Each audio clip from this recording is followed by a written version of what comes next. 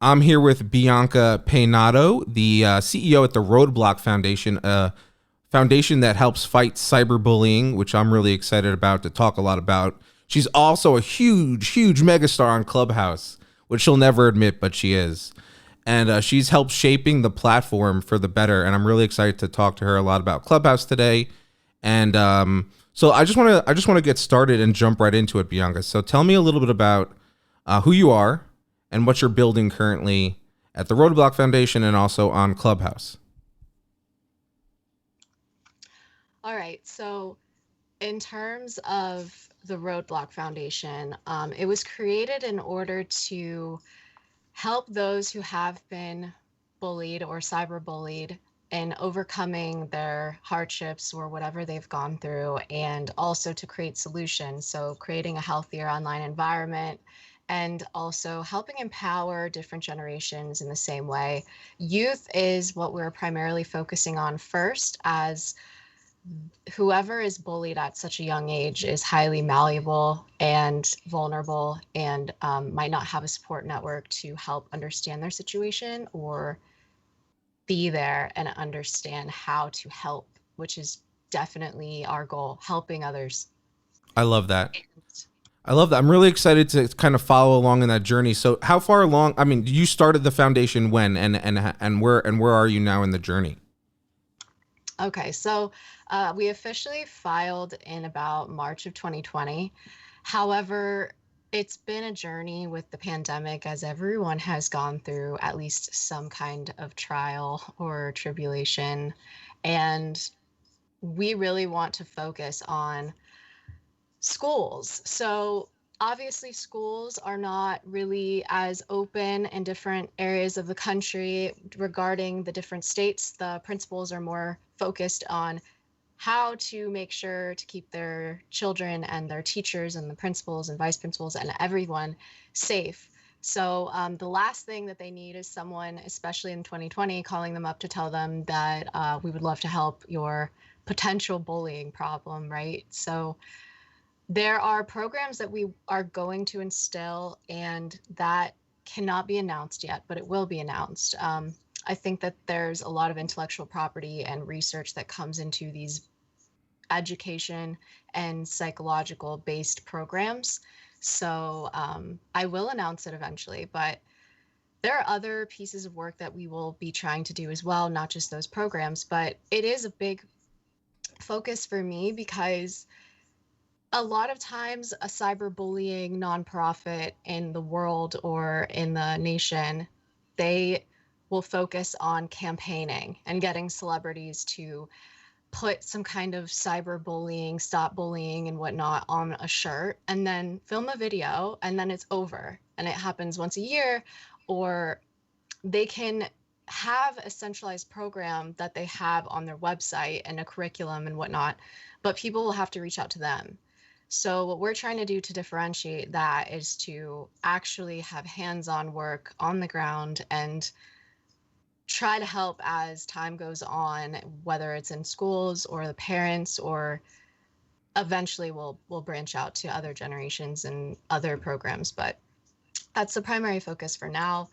And we're going to start fundraising soon. I think it was very tone deaf for a lot of the pandemic, but now we have vaccines available in our country at the least. And so things are going to get back to normal sooner than later. And we will definitely be able to do things in person soon.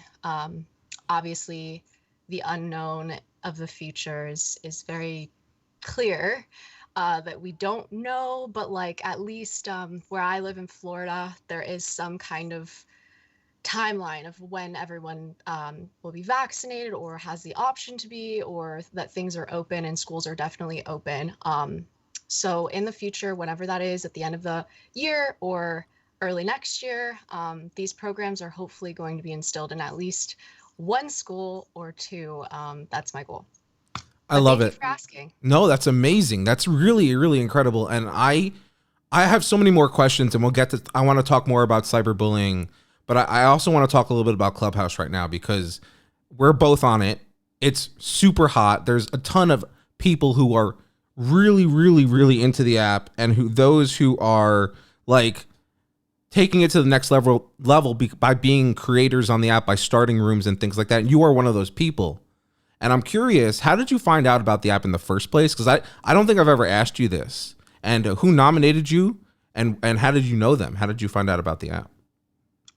Okay, fun question. So, I also work at a startup as a director of marketing for an entertainment show called Primetime VC.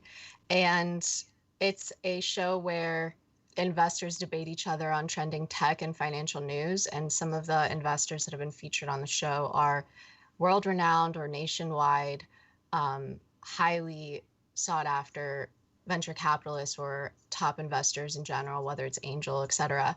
So, with that being said, the CEO or one of the co-founders of Primetime VC nominated me.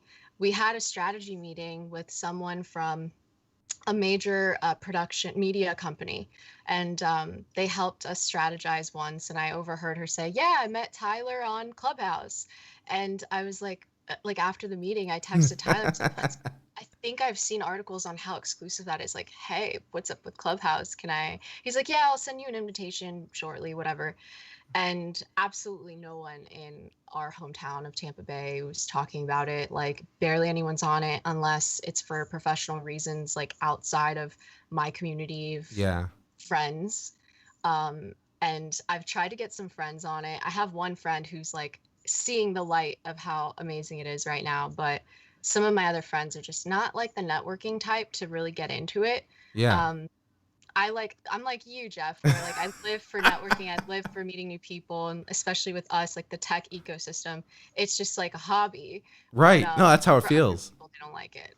No, I've had very similar issues with my friends, like my in real life friends, where I got a couple of them on the app, but like they are not really like sticking to it. Like one of my friends would he wouldn't talk in rooms, he would just listen, and I get that, but he would never want to jump in. And like, so I think there's definitely going to be different kinds of users on this app, and we're kind of they're probably already seeing that in their data, but there are probably people who are never on stage at all. And that's kind of fascinating to me because they're kind of just like flies on the wall, listening in on the conversation. I hope they're getting value from it, but at the same time, it's like I wish you would love to kind of connect with those people.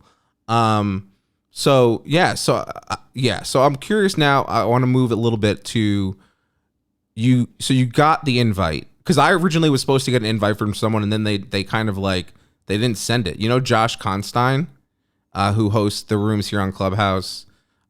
He had like he had Zuckerberg and Daniel Ek on stage with him one time recently.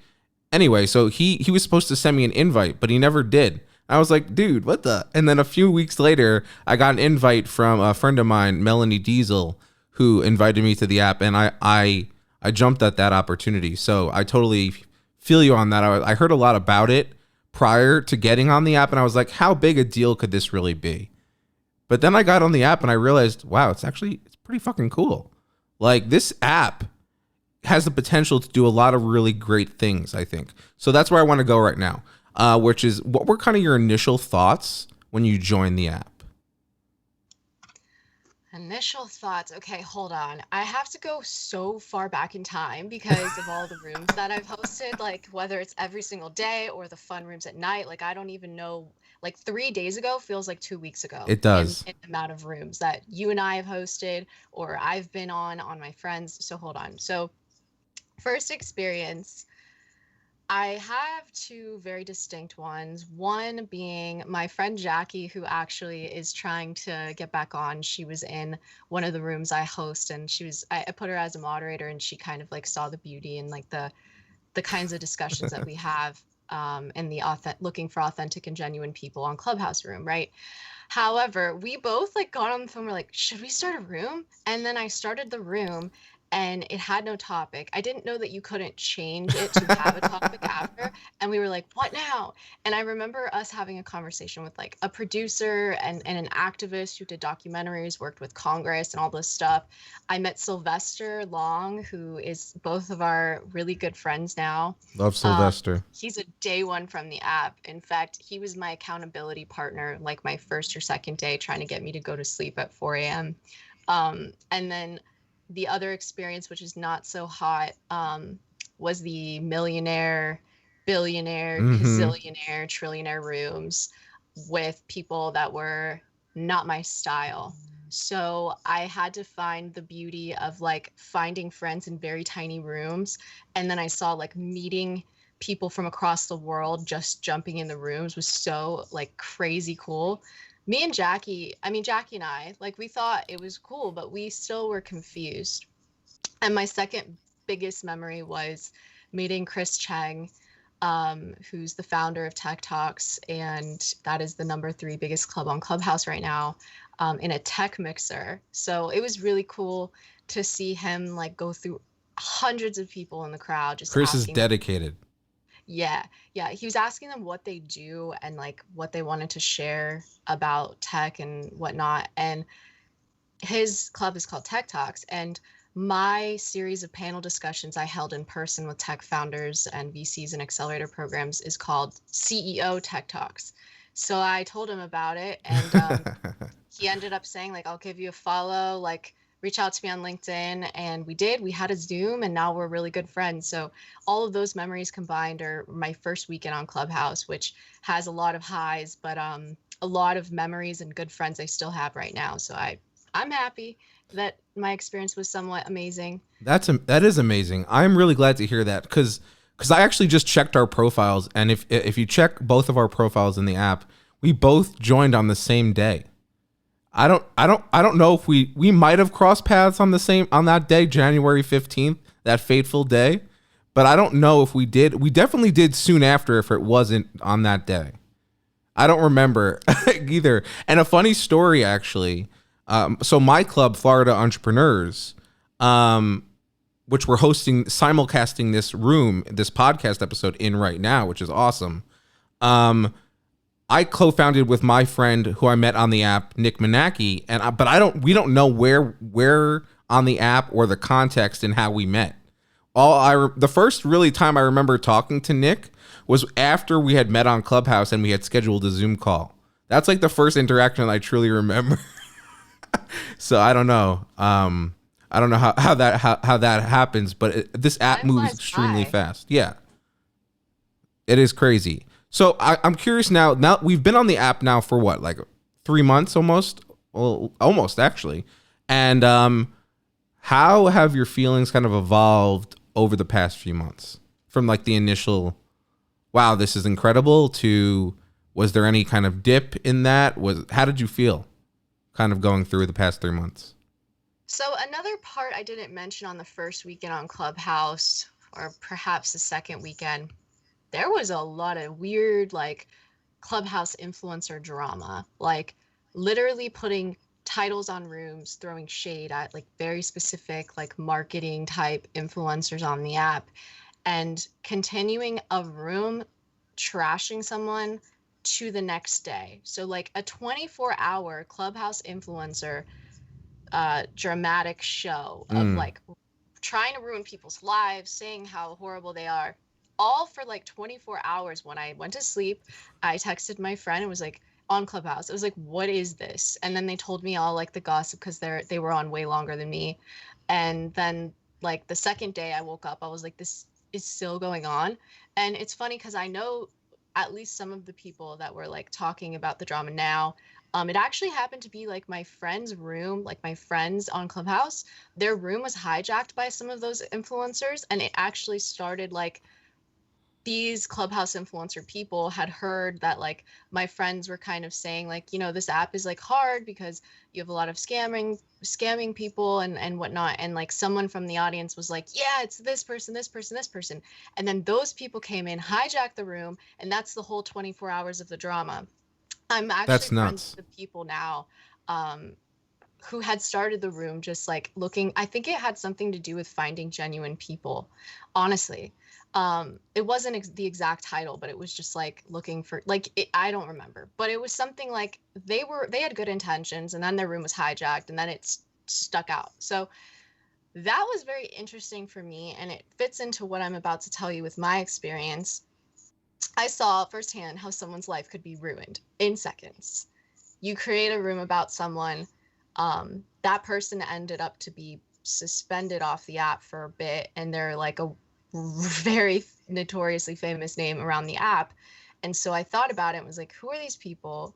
Why are they talking like this? And what's going on? So since then, I've had really high dopamine rushes of meeting people like you, Jeff. Awesome, amazing, incredible people. Like, I consider like Angus like a brother to me. Um, I love and like Angus. Misha, yeah, Angus is dope. Misha's like a sister to me, and Misha. Mirella from the older days, Yep. like she was The on the older app a long, days. I love that. yeah, the older day, what, 2 months ago. Um, yeah, no, she was like she's like a sister, like off the app. So there's people like that, and I'm like, wow, like we're having sleepovers for 7 hours. Like we fall asleep in rooms sometimes and wake up like, what the fuck happened? And then you have like the low lows, and I've had those really, really bad where someone just makes you feel bad in an instant. Your mood is like so depressed, and so it's like horrifying when something bad happens. Yeah. So I've had someone like I've experienced the craziest of crazy personalities that I'd never thought in this world I'd have to deal with, in ways that I can't get rid of them. Like I can't like I can't even get them away from my friends who they've hurt.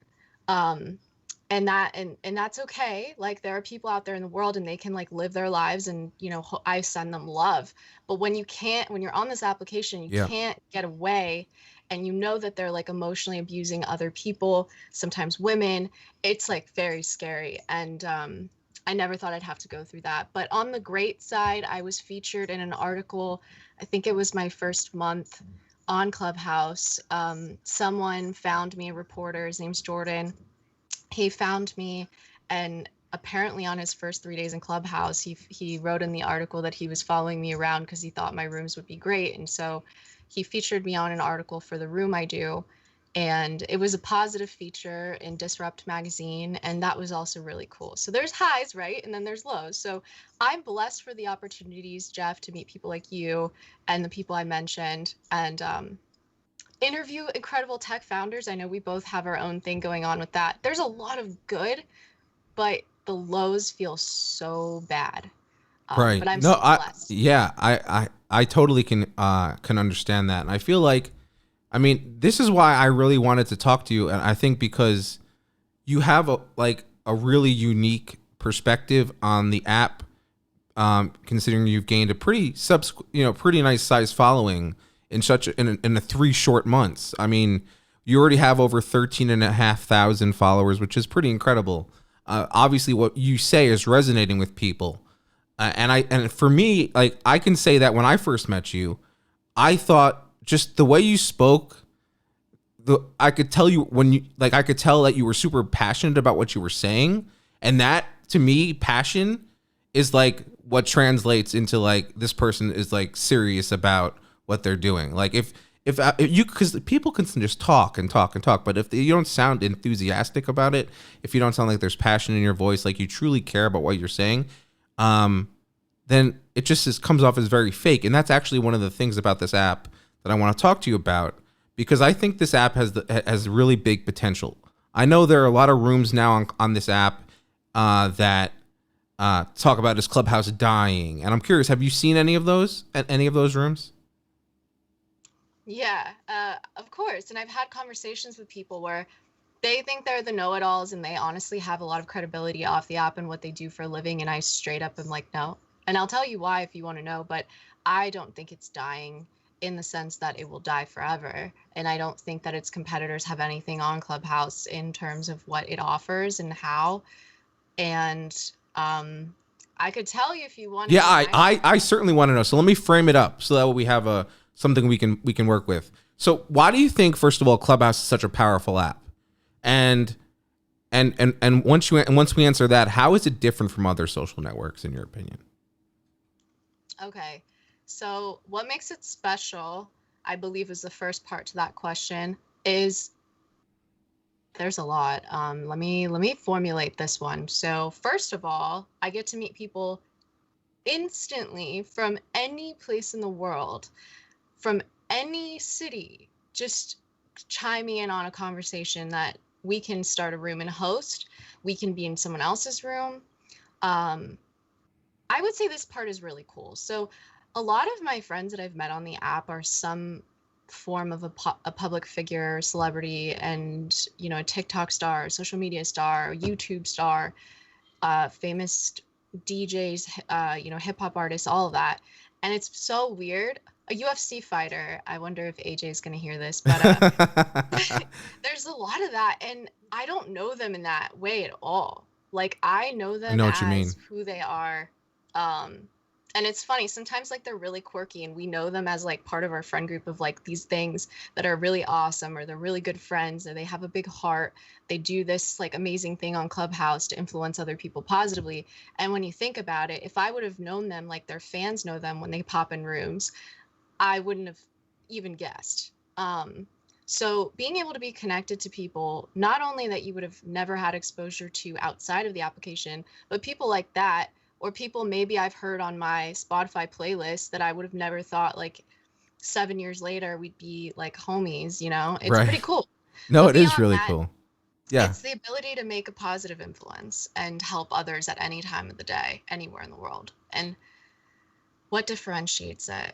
Um, One of the well, go ahead. sorry, Sorry. I go ahead. no, no, I also wanted to just build on what you were saying cuz I think one of the great things about Clubhouse is the fact that, as it turns out, the voice is a super powerful tool for communication. Like, who would have freaking thought that? We've been spending so much time online the past 10, 15 years typing into a screen, and then anyone can read it in any context they like. And like, you don't know how that person said the thing. You don't know the intention behind it. You don't know anything. They just kind of put it out there in the ether, and it's just, you can't, if there's sarcasm, you can't tell in many instances. And I think that an app like this, it turns out this is what's kind of been missing, right? Like, would you agree with that? Like, how do you feel about that? Yeah, 100%. And in my own life, so not only have I been quarantined and locked down for literally a year now, I moved out of my apartment like end of March, early April. So this time last year, we all know what happened.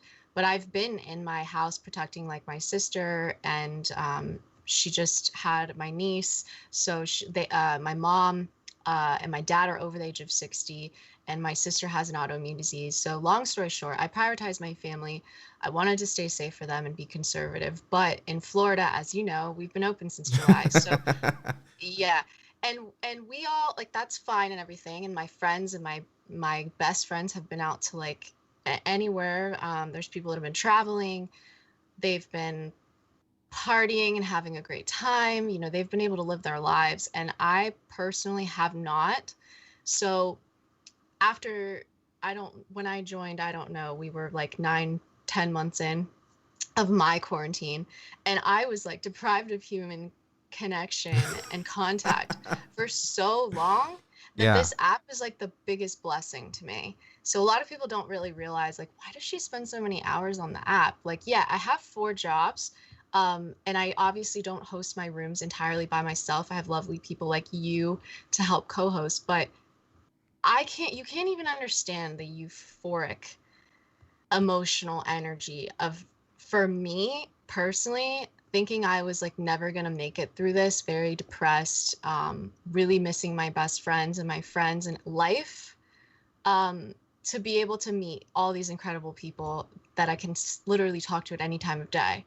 And it's also weird, the last thing I'll say, how sometimes you get to know these people better than you would IRL, Yeah. because you I'd spend like, agree with that.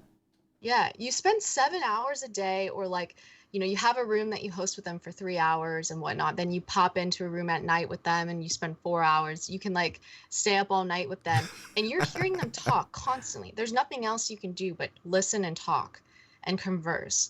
Meanwhile, let's say you meet a friend at a brunch or a bar or whatnot, and then like you'll see them 1 hour next month, or like then you'll see them 1 hour maybe bi-weekly or Yep, whatever. yep. 2 hours, 3 hours in 3 months, but it's not the same. I mean, we all know intimate details about each other that sometimes I wonder if our best friends even know, like the quirkiest, the weirdest things. Yeah, I totally What our get what you're favorite video saying. I games. totally.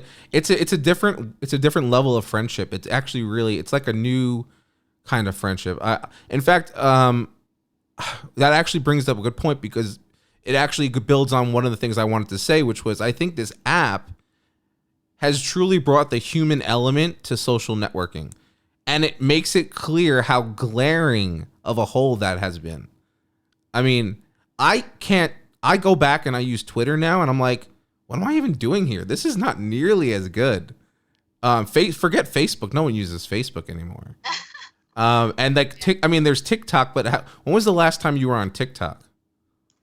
Funny story. I feel the same way. No, no, no. I used to spend hours on the For You page. Obviously, it's brilliant algorithmic system where they calculate on TikTok how long you spend watching a video, which ones you like, which ones you pop off immediately, to then cater towards your love and liking and passion. So all of a sudden, your For You page is like everything you've ever wanted to know about, whether it's animal videos and whatnot, informational knowledge sharing. However, what's really cool about Clubhouse is that I've met some people that I'm now friends with, who've been on my For You page, and I get to like be friends and like That's awesome. they're like they're actual friends that I can like call up or text or whatnot, or go meet up with when I'm in LA. And that's a very weird thing. What also is weird is some people that are TikTok stars that I didn't know about or didn't see on my For You page.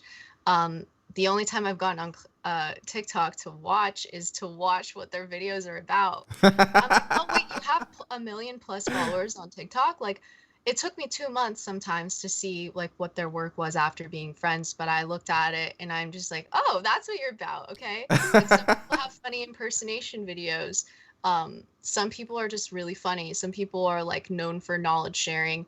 So that's been really cool about Clubhouse, meeting the people that are TikTok stars yet not even needing to go on TikTok to really like use it to pass the time, because Clubhouse is now the replacement. Right. Yeah. I'm standing in line somewhere, or I'm driving the car. I'm on Clubhouse and I'm listening in on conversations.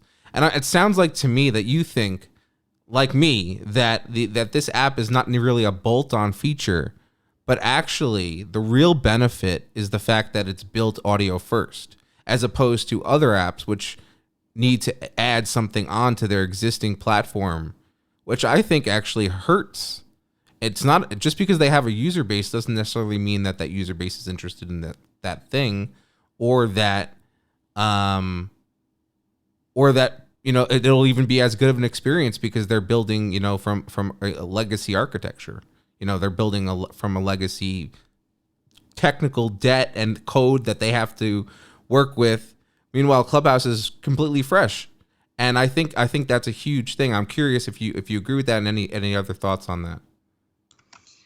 Yes, so in other platforms, we're just going to talk about Instagram.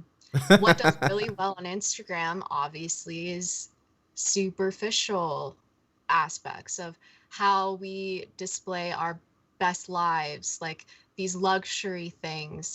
These Instagram stars are forced, and we've heard about it, and I'll get into this, are forced to put their best photo, get a photo shoot done, and pick from 1,000 photos of their best photo, and it's all about image and all about what people want to see in our eyes. But the truth is, do people really want to see, when they're scrolling through Instagram, people living their best lives at every capacity, every single person that they're scrolling through, their Instagram story, their photos? It it does affect people's mental health, and there's a lot of studies on that. But what's really interesting about Clubhouse is I get to hear Instagram stars or TikTok stars talk about the hardships and the mental health aspects of that kind of form of social media content. So on Clubhouse, they talk about how they love just being themselves and having to like getting to meet people, friends, sometimes fans who give them a different perspective, but also they can be their authentic self on Clubhouse, just chitting or chatting. Sorry. And It's okay. meanwhile, they on TikTok and Instagram have to be someone they really aren't, and someone they appear to be that they also want to inform their fans isn't always perfect. I love seeing when our friends from Clubhouse post their authentic selves, whether telling people. My friend the other day, she lives in LA. She put, by the way, guys, that was a heavy Instagram filter, and like called herself out with the same selfie she took. I think And I I thought saw that that. was I think I saw that. yeah, it was Yeah. so cool because I'm like, wow, someone in LA who's an IG influencer, like legit, just told her fans that she filtered her stuff. They want to they want you to see them as human.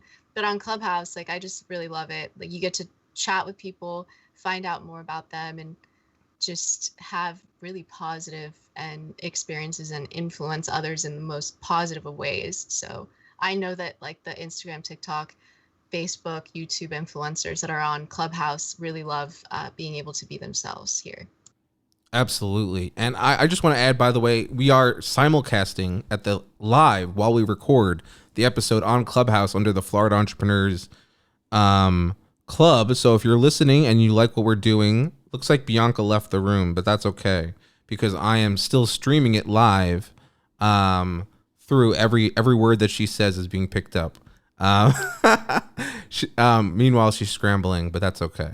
We still love Bianca. So anyway, Bianca, I want to move on to a different topic about creators a little bit, because we all know that there are other Clubhouse inspired features that are being developed by other social networks. We kind of alluded to that just before, and one of one of the questions I have for you is, do you plan to move over to another platform, or are you going to be staying on Clubhouse and building your audience here because this is where you want to invest your time?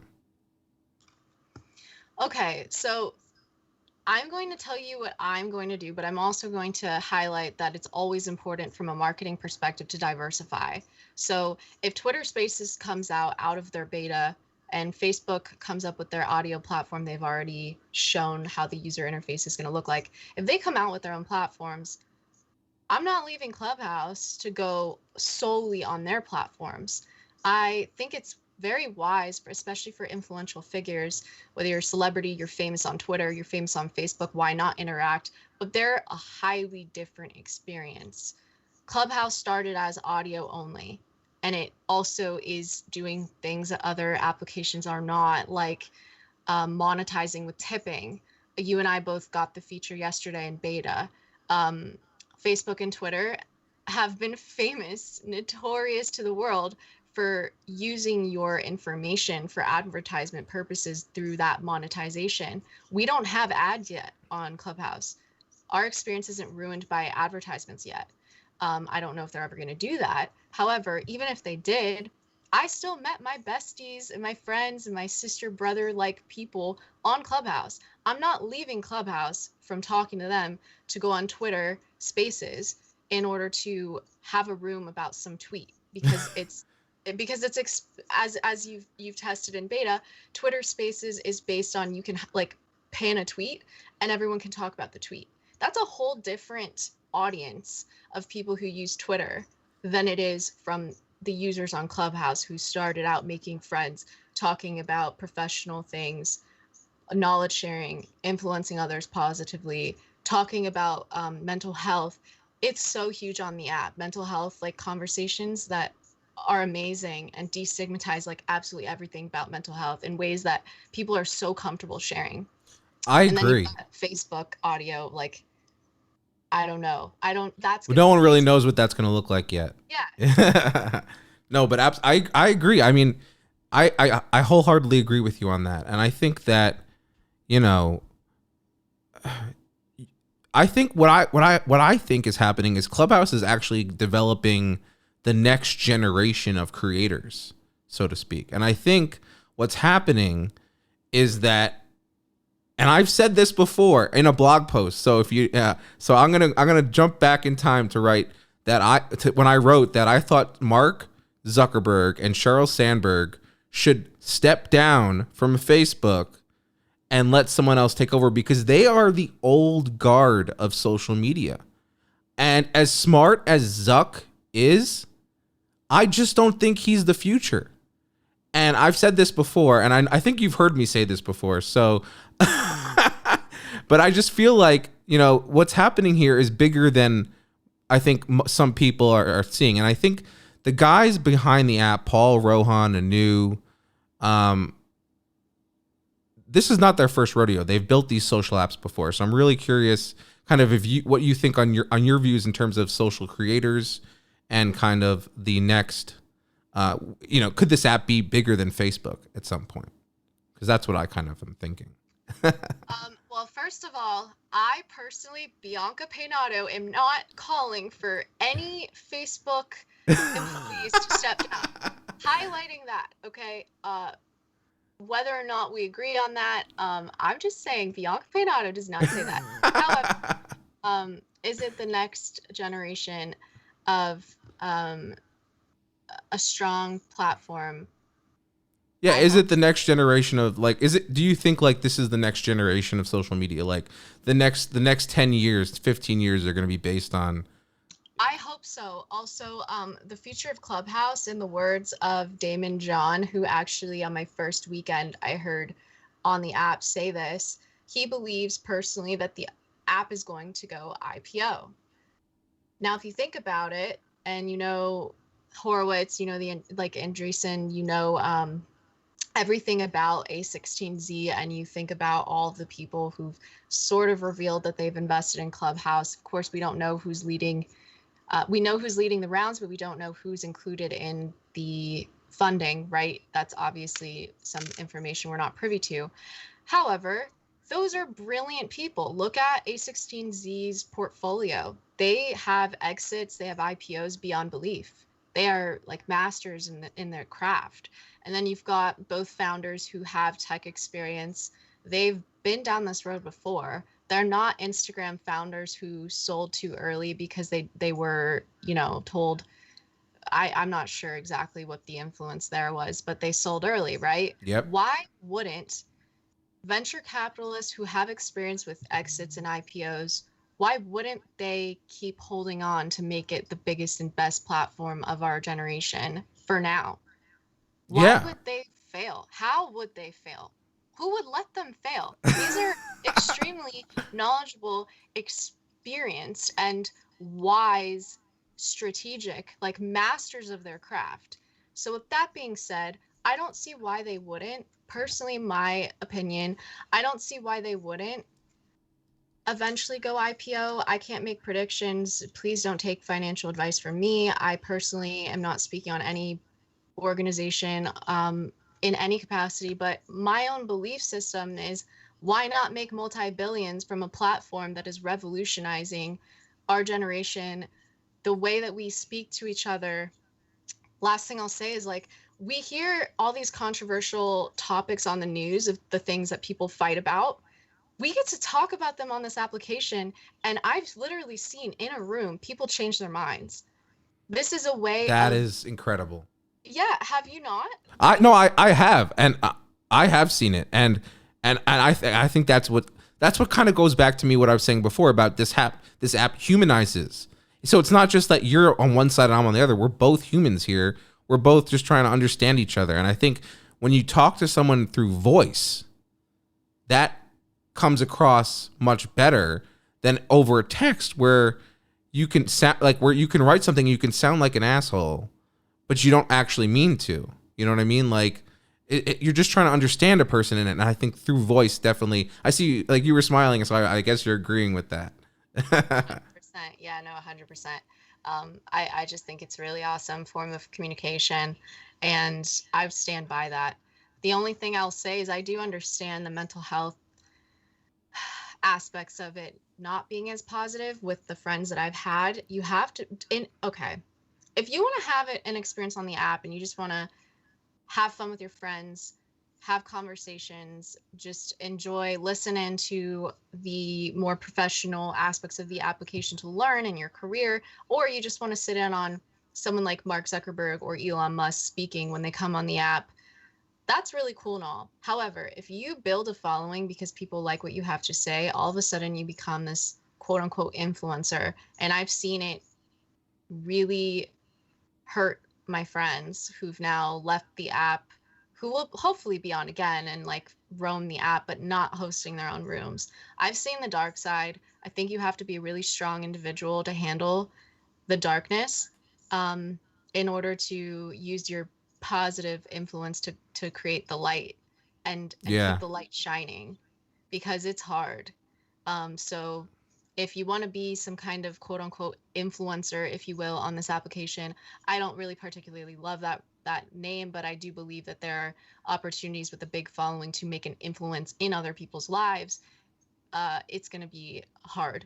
And if you're listening, and you're on Clubhouse, I definitely welcome you to contact me if you ever have a really hard time or you find a bully that you can't shake, a cyber bully, obviously, someone who harasses you. I will be there for you as a support network.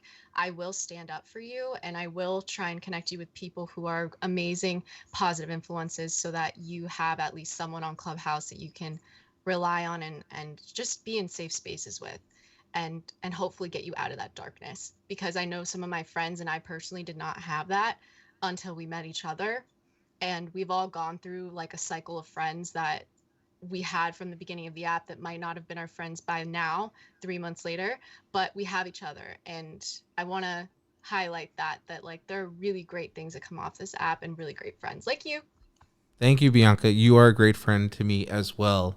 I'm really glad that we met and that we're able to host this episode live on Clubhouse under the Florida Entrepreneurs Club. If you like what we're doing, please give the club a follow. You can click the green house. This is how you reset a room, by the way, in Clubhouse. And we'll have to. we should have spent some time on Clubhouse terminology, but that's okay. Get on the app and you'll learn all you need to know. I have a couple questions before we get to the lightning round, and I'm really excited for that because that'll be a lot of fun. I guarantee it. So first question that I have about, we started going into this just now, but what are some of the best tips you have to get the most out of this app? Because like clearly you're getting a lot out of it. It sounds like. So I would be curious to know how does Bianca view using the app? Like what do you do? What are best practices or things you like to do to get the most out of the app? I think you have to be extremely intentional in the spaces you create and the ones that you enter in. So, I've seen some really crazy things on my hallway the last 2 days where I look down at the explore page and I see people arguing over stuff that's like extremely controversial and scary. And if you were to just like go into that room as a listener, your name is still in that conversation. Be intentional about the spaces you enter. Also, be very careful with the people you associate with in your spaces and who you allow to moderate with you, because that's considered an endorsement of absolutely everything that that person does on the app or off the app.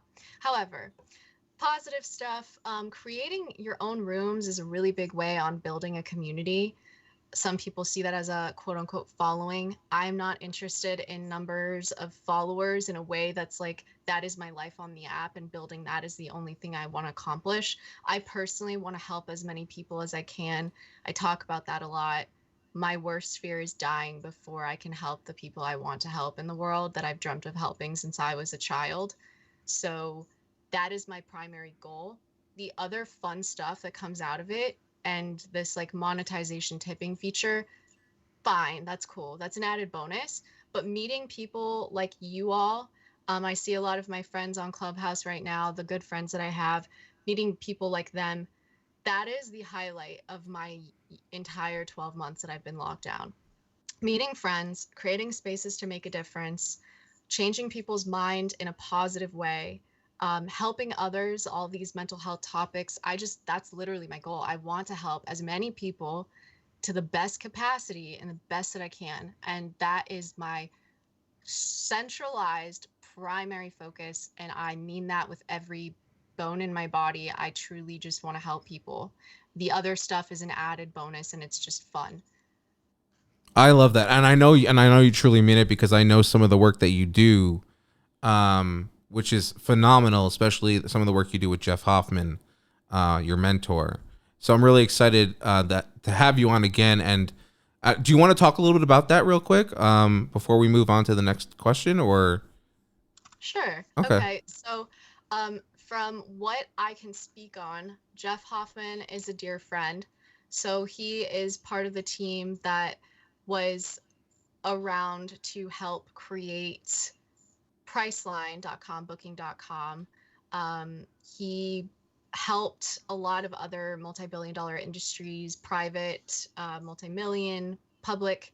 He also is a Grammy and Emmy award-winning producer, and he is a dear friend to me and an amazing mentor.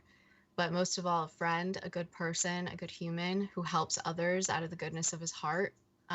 He spends a lot of time doing charity work. So, with that being said, I'm helping him build his personal charity initiatives called World Youth Horizons.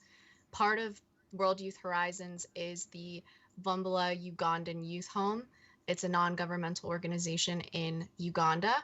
And then another aspect of that is the umbrella uh, com- um, initiative called World Youth Horizons, which helps kids in impoverished areas of our country.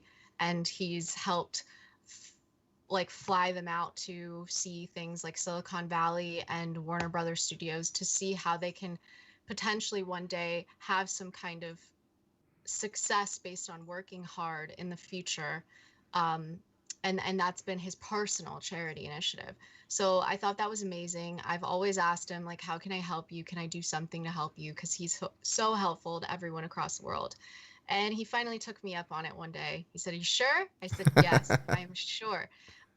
And so we're working on that. I can't get into details of how we're doing that, but he's an amazing human. If you want to search on Jeff Hoffman, you should search on YouTube or TED Talks, Jeff Hoffman, and all of the information I provided about him.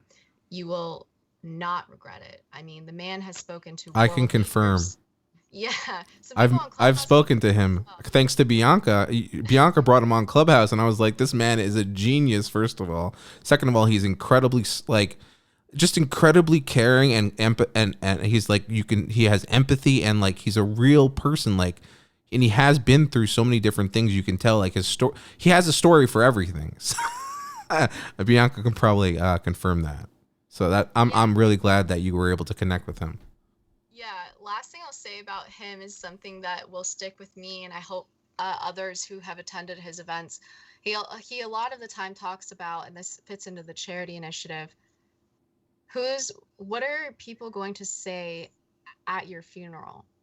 And that I definitely carry with me. Like for me personally, I know that um, I want people to have positive things to say about how I help them and not anything about success, money, career, like the superficial things. I want people to say, like, Bianca helped me in this little tiny way or some hopefully instrumental way one day. That's what I care about. And that's his message. And I really love it. Awesome, awesome.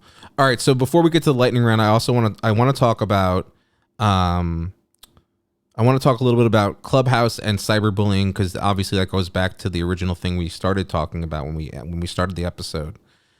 And obviously with your Roadblock Foundation, that's a core thing that you're focusing on. And I know that you mentioned that you're trying to start at the school level, which I think is really smart.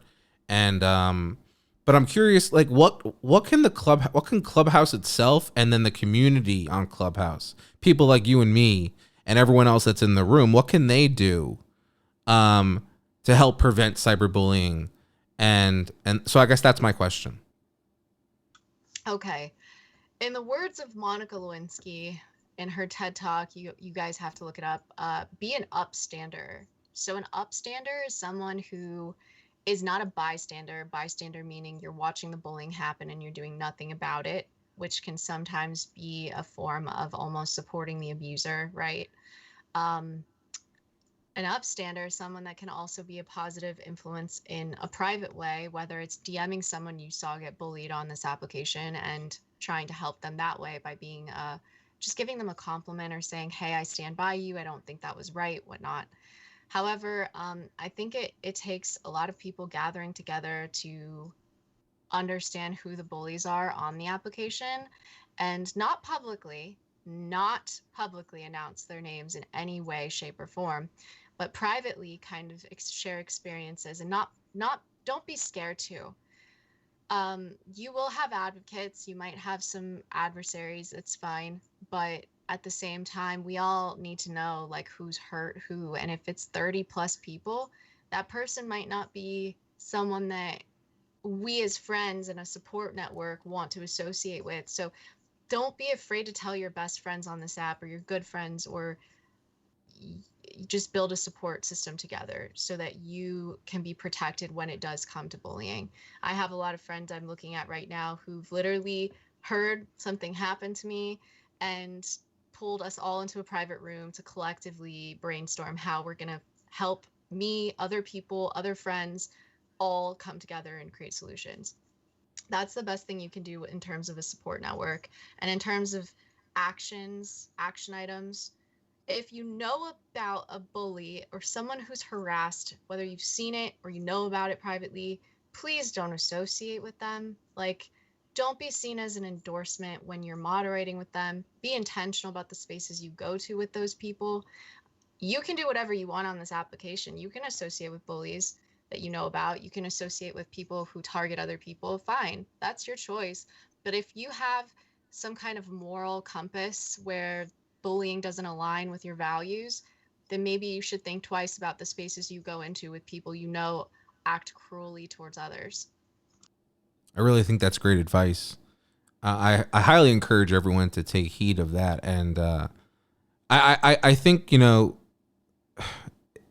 it's funny because, in this app, everyone talks about, DMing people and and stuff. And I think like the fact that, I'm sorry, everyone talks about, I was talking about how it has that human element. And I think while that human element can be really positive in the ways we described, it also can be negative in the ways that that you were talking about. And unfortunately, when we're dealing with this, and it's all about, my wife always comes to tell me about the word balance, and how like without bad there can't be good, and things like that. And I think, I think that's true. And I think that, people like you, Bianca, make the space so much brighter than some of the people who can detract some of that light can make it darker. You know what I mean? So like, I appreciate you and everything that you do. So, so with that, you made it through all the entire conversation. You did great, and I'm really excited that we had you here. So now we have the lightning round, and then we're going to open up, we're going to open up the room to conversation afterwards with Bianca. So Bianca, when you're ready, you let me know and we'll get started with the lightning round. I'm ready. All right, here we go. Ready. All right, first question. Which celebrity would you most like to have a meal with? Okay. BB Rexa. Nice. I like a few of her songs. Why'd you pick her? She's super down to earth from what it seems, and I have a friend who can confirm they are apparently close family friends, which it makes me so relieved because there's a lot of celebrities I've found out about more recently that aren't who they say they are. So BB seems to be really awesome, dope. I've loved her music for years and years now. Never seen her live, but almost did a few times back when she was coming into Tampa and going to smaller venues. But yeah, I love her. She seems like a good-hearted person. Lastly, specifically, she called out a designer for telling her that she wasn't the right size to be fitted for an award show. Wow, And that's awesome. I think it was because she was a size 8. Even though she's gorgeous, her body's amazing. I thought that was really brave and awesome. That is brave and awesome, and more people should do that. And I don't know why we body shame like that, especially like. What's like, I don't know anything about dress sizes, so I'd imagine that is slightly larger than what they say you're supposed to be. Yeah, who even knows at this point? I hope our generation revolutionizes that, because that cannot stay. Yeah. Size double zeros and twos can't be the future of our world. We are all not double zeros, and we need to come to terms with that. And I know that there are people trying to disrupt the industry and innovate and also just change it in that way to make magazines, fashion shows walk like any way to look more like real people. And so hope it changes one day. Love that. All right. What do you like to do on a rainy day?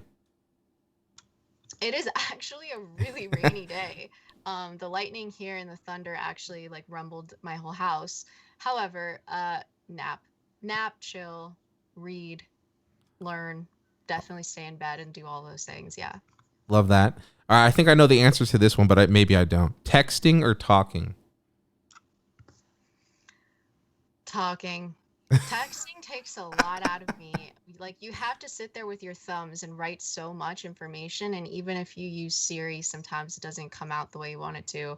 If you in any way of confrontation or business or anything like that, please call me. I don't want to text about it.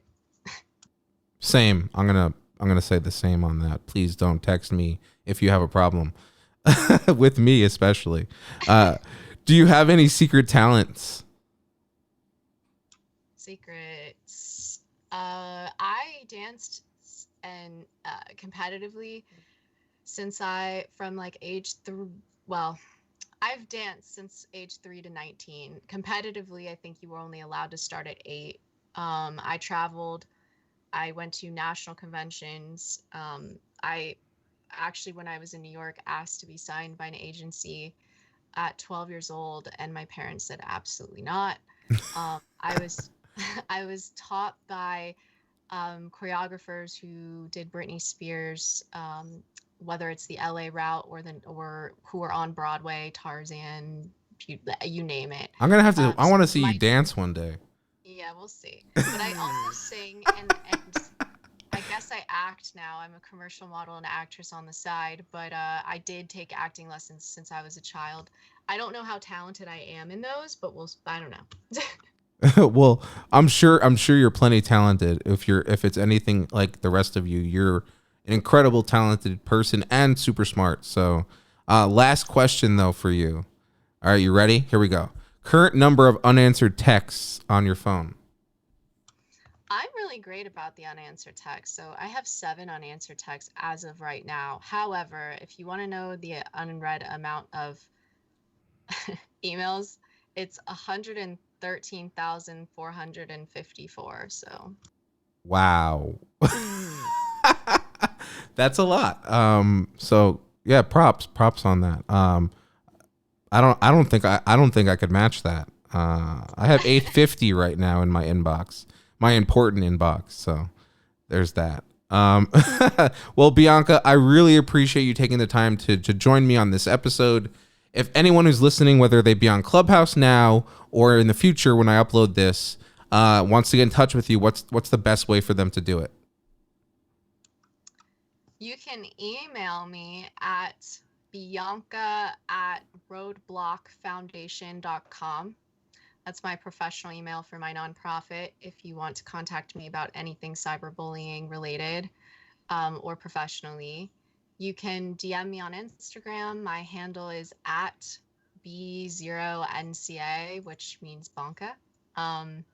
And you can also contact me on Twitter if you'd like at Bianca_Peynado, same name. And LinkedIn for professional capacity as well. It's my same name. Amazing. Thank you, Bianca. Thank you so much. I hope you have a great rest of your day, and I will see you on Clubhouse.